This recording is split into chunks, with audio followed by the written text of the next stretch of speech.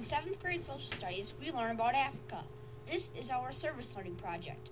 Our goal is to see that we can make a change in the world in which we live in. This year, we used some of the Bead for Life curriculum while we were learning about Africa. It really opened our eyes to the problem with extreme poverty, living on $1 a day.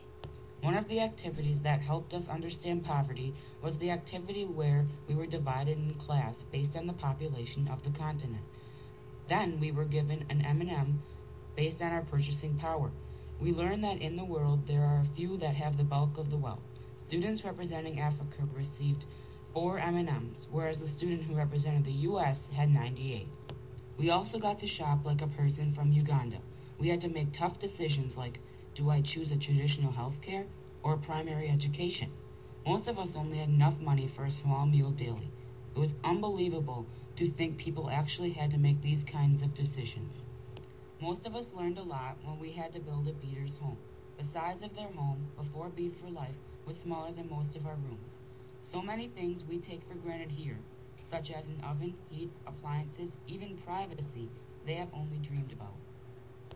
To prepare for the Bead for Life party, we were asked to create posters about organizations that help Africa. The images were then hung on the walls in the school and in the Bead for Life room. We learned about the Girl Effect, Doctors Without Borders, Vitago, Play Pump, and PMI. Our bead party took place the night of our school-wide celebration of learning. In this way, we were able to involve all grade levels in the building and their families. One of the students that sold beads on the night of the party said, "It was very fun seeing all the people, looking at the beads, and knowing that buying them will help the people of Africa get out of extreme poverty." Another student said, "It was amazing to look at the beads and know that an African person hand-rolled them." Students volunteered their time that night to help with the sale. Many students were greeters, encouraging people to stop in our bead room and look at the beads.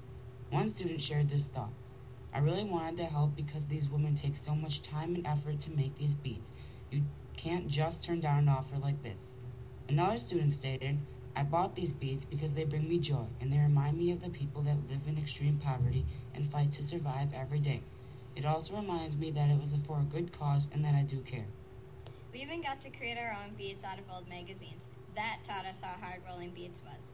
To really be a part of this experience, students and their parents were invited to try to roll their own beads. I donated my time to teach people how to roll beads because I am the kind of person that volunteers for things like this that are a good cause. I also was a repeat buyer because I knew where my money was going and it was going to a good cause. 8th graders who had already gone through the curriculum the year before came back again to buy more beads and even volunteer their time to this worthy cause. We plan to do the Bead for Life fundraiser again as a school next year to help out even more people in Africa get out of extreme poverty. You can have a bead party too, and together we can help the people of Africa. Please support Bead for Life!